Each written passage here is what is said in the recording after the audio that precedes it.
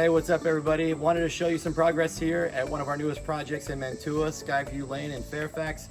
For those of you who don't know much about Mantua, it's a great neighborhood. Sean and I actually both live here within like a half mile or so from this house.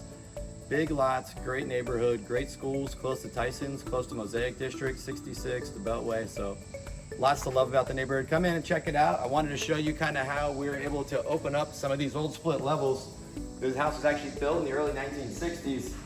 And on the main level is one of the things we love about split levels, similarly to Ramblers, is that there's a lot of non-load bearing walls. So as you can see here, we just started the install of the kitchen cabinets. Hardwood floors are gonna get installed this week as well.